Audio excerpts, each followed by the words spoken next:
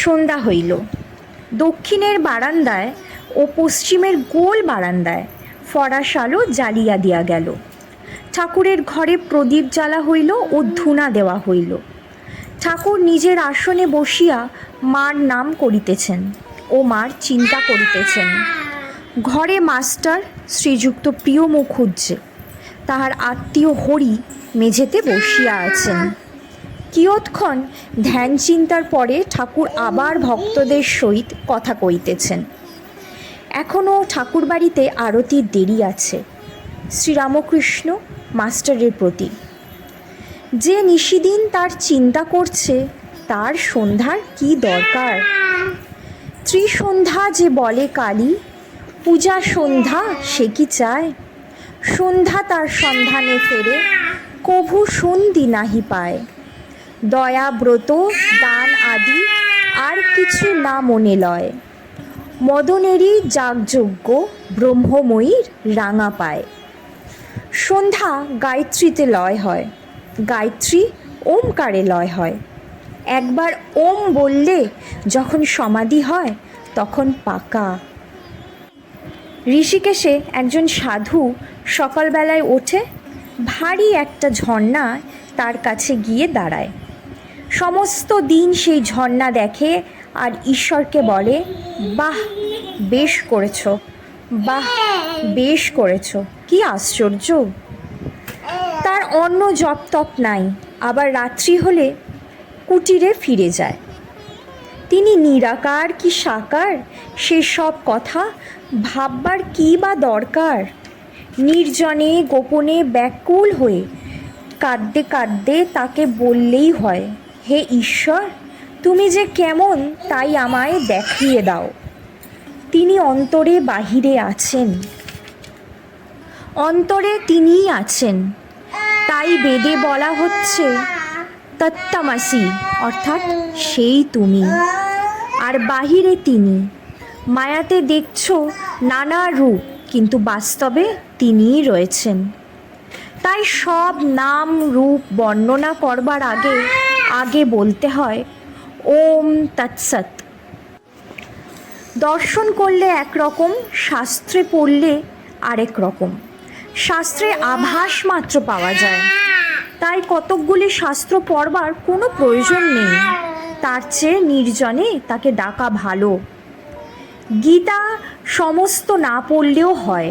10 বার গীতা বললে যা হয় তাই গীতার সার, অর্থাৎ ত্যাগী।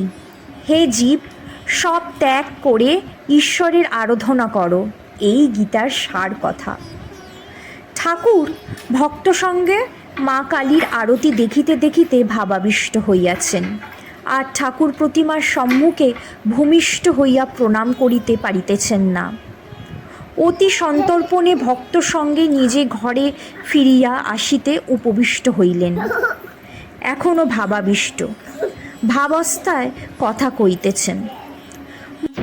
মুখুজ্জেদের আত্মীয় হরি, বয়স কম 18-20 হইবে। তাহার বিবাহ হইয়াছে।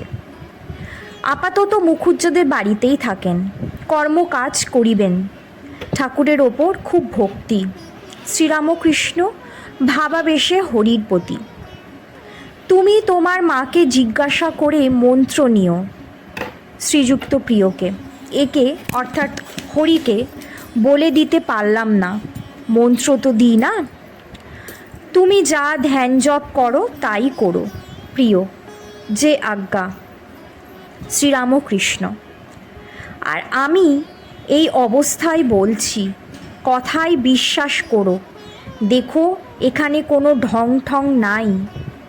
আমি ভাবে বলছি, মা, এখানে যারা আন্তরিক টানে আসবে তারা যেন সিদ্ধ হয়।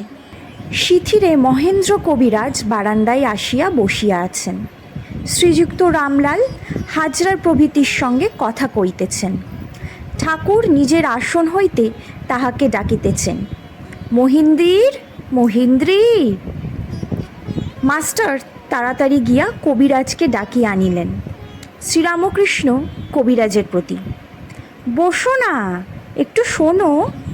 কবিরাজ কিঞ্চিৎ অপ্রস্তুত হইয়া উপবেশন করিলেন ও ঠাকুরের অমৃতপম কথা শ্রবণ করিতে লাগিলেন। শ্রীরামকৃষ্ণ ভক্তের প্রতি। তাকে নানা ছাদে সেবা করা যায়। প্রেমিক ভক্ত তাকে নানা রূপে সম্ভোগ করে। কখনো মনে করে তুমি পদ্ম, আমি অলি, কখনো তুমি সচ্চিদানন্দ, আমি মীন। প্রেমিক ভক্ত আবার ভাবে আমি তোমার নর্তকী, আর তার সম্মুখে নৃত্যগীত করে। কখনো সখীভাব বা দাসীভাব, কখনো তার উপর বাৎসল্য ভাব যেমন যশোদার, কখনো বা পতিভাব মধুর ভাব যেমন গোপীদের। বলরাম কখনো সখাভাবে থাকতেন, কখনো বা মনে করতেন আমি কৃষ্ণের ছাতা বা আসন হইয়াছি। সব রকম তার সেবা করিতেন। ঠাকুর প্রেমিক ভক্তদের অবস্থা বর্ণনা করিয়া কি নিজের অবস্থা বর্ণনা করিয়াছেন?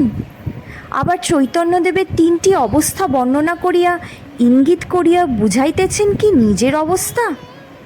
শ্রীরামকৃষ্ণ। চৈতন্যদেবের 3টি অবস্থা ছিল: অন্তর্দশা সমাধি, বাহ্য শূন্য। অর্ধদশায় আবিষ্ট হইয়া নৃত্য করিতে পারিতেন, কিন্তু কথা কইতে পারিতেন না। বাহ্য দশায় সংকীর্তন। ভক্তদের প্রতি, তোমরা এইসব কথা শুনছ, ধারণার চেষ্টা করবে। বিষয়ীরা সাধুর কাছে যখন আসে তখন বিষয় কথা, বিষয় চিন্তা একেবারে লুকিয়ে রেখে দেয়, তারপর চলে গেলে সেইগুলি বার করে। পায়রা মটর খেলে মনে হয় যে ওর হজম হয়ে গেল, কিন্তু গলার ভেতর সব রেখে দেয়, গলায় মটর গিরগির করে। সব কাজ ফেলে সন্ধ্যার সময় তোমরা তাকে ডাকবে। অন্ধকারে ঈশ্বরকে মনে পড়ে, সব এই দেখা যাচ্ছিল। কে এমন করলে? মুসলমানেরা। দেখো সব কাজ ফেলে ঠিক সময়ে নামাজটি পড়বে। মুখুজ্জে: আচ্ছা, জপ করা ভালো? শ্রীরামকৃষ্ণ: হ্যাঁ, জপ থেকে ঈশ্বর লাভ হয়। নির্জনে গোপনে তার নাম করতে করতে তার কৃপা হয়, তারপর দর্শন। যেমন জলের ভেতর ডোবানো বাহাদুরি কাঠ, তীরে শিকল দিয়ে বাঁধা, সেই শিকল এক এক পাপ ধরে ধরে গেলে শেষে বাহাদুরি কাঠের স্পর্শ করা যায়। পূজার চেয়ে জপ বড়, জপের চেয়ে ধ্যান বড়, ধ্যানের চেয়ে ভাব বড়, ভাবের চেয়ে মহাভাব প্রেম বড়। চৈতন্যদেবের প্রেম হয়েছিল। প্রেমে হলে ঈশ্বরকে বাঁধবার দড়ি পাওয়া যায়। হাজরা আসিয়া বসিলেন। শ্রীরামকৃষ্ণ হাজরাকে: তার ওপর ভালোবাসা যদি আসে, তার নাম রাগ ভক্তি। বৈদিক ভক্তি আসতেও যতক্ষণ, যেতেও ততক্ষণ। রাগ ভক্তি শুম্ভলিঙ্গের মতন, তার জড় খুঁজে পাওয়া যায় না। শুম্ভলিঙ্গ জড় কাশী পর্যন্ত। রাগ ভক্তি অবতার আর তার সাঙ্গপাঙ্গদের হয়। হাজরা: আহা!